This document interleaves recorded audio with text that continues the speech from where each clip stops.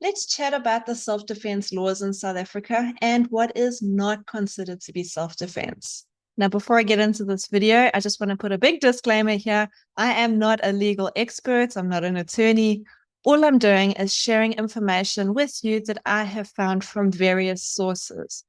For those of you who don't know me, I'm Anne du Plessis. I'm from Fight Like a Girl, and we're a self-defense academy where our main philosophy is don't get yourself into the situation in the first place. We teach people how to identify potential threats, how to move themselves away from potential danger. And then we also teach really simple self-defense techniques that anyone can use to get away from an attacker. If you'd like to find out more about what it is that we do, please visit our website at fightlikeagirl.co.za. I'm going to be showing you a video that went viral last week on social media. And it's the lady who got mugged by a Bluff shopping center who then went after one of her attackers and knocked him with her car. I'm going to play the video for you with the sound of the video. We'll talk a little bit about what happened there, and then we'll talk about whether she was right or wrong to do what it is that she did. You'll see the suspects coming through here. They're going towards this Taz. There's the two suspects there. They go towards the Taz. They open the door, grab the bag. Car tries to help. They go running back. The one suspect's got the bag. Okay, they jump in this Etios sedan and flee off.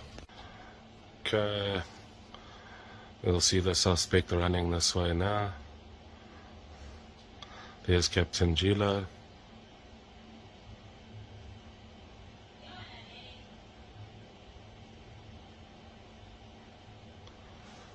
There's the suspect, the lady knocks him. Lovely.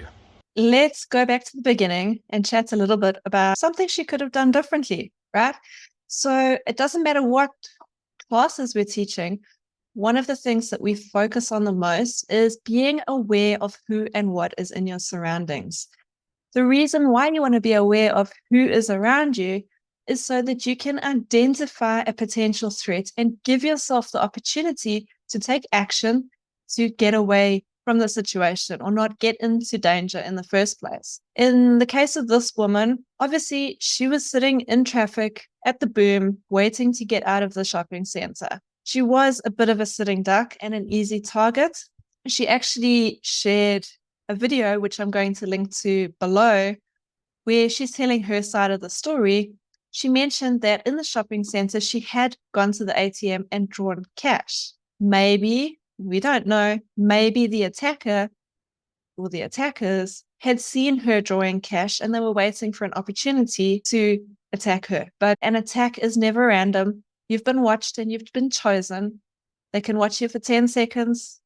They can watch you for 3 months. So that's why it's so important to always be aware, not paranoid, but aware of your surroundings.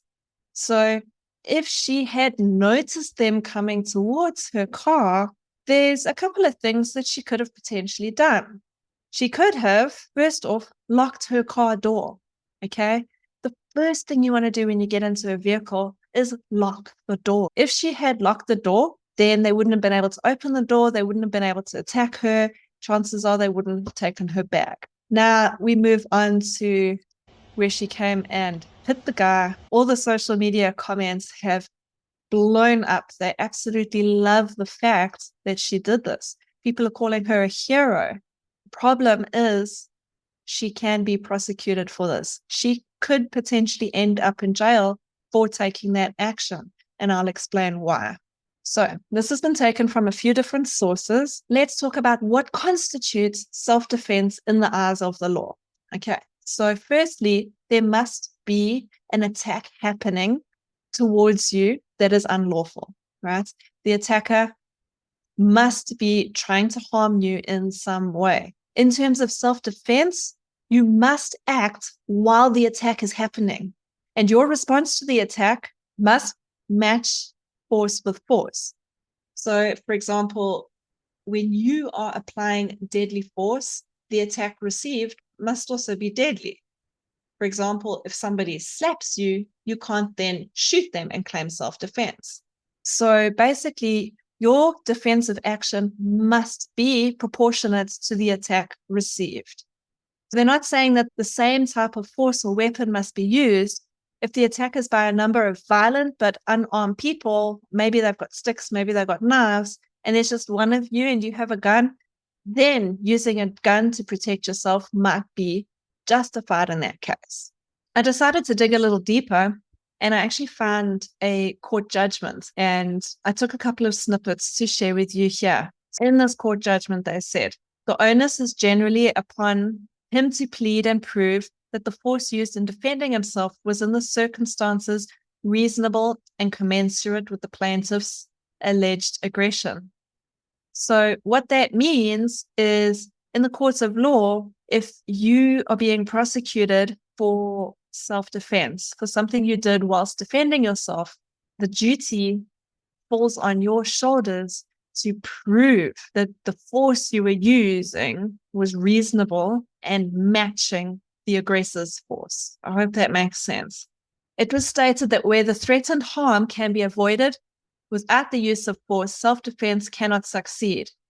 When force is necessary to neutralize the threat of harm, the force must not be more than is reasonable to achieve that purpose. Again, they are saying you've got to meet like force with like force. In the case of this lady who went after her mugger with her vehicle, that is not considered self-defense in the eyes of the law. He was running away. She was not under attack. Her life was not immediately in danger at that point. She chose to go after him to go and get her bag back. One thing, again, we stress this all the time, people, your possessions are replaceable, but your life is not. Her action of going after this guy, if he had a weapon on her and seen her come, he could have fired at her. He could have shot and killed her that way. He didn't, but you never know what they might have on them, okay? She's lucky that the impact of her hitting him with her car didn't kill him, because as it stands now, the state can open a case of grievous bodily harm against her, and they can prove that she had intent. And she could be prosecuted and potentially go to jail for that. If he had been killed, then that would have been possibly manslaughter. One thing I also want to mention is she released a video explaining her side of the story, and that her intent was not to harm him. Her intention was to get her bag back. According to some legal professionals who we have had contact with, that can be used against her in court because it's proving that she had intent. Now, when you're arrested, when you are charged with something, one of your rights is the right to remain silent. So in this case, she probably shouldn't have gone on camera and said all of those things that she said to justify what happened and to tell her story, because it can be used against her.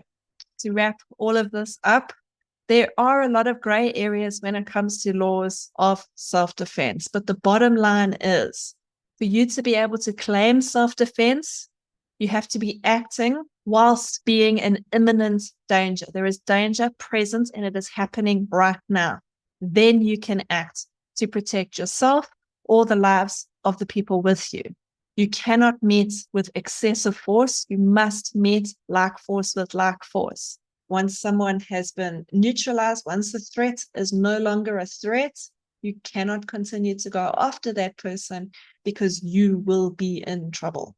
So as much as people believe that this lady is a hero by going after her attacker with her vehicle and knocking him over, the sad reality is she could be in a lot of trouble still. Only time will tell. That's all I've got for you today. Thank you for watching. I hope you found this valuable. I would love to hear your comments and your thoughts on this topic in the comment section below. And again, if you are interested in learning self-defense, finding out more about what it is that we can offer you, please visit our website at fightlikeagirl.co.za.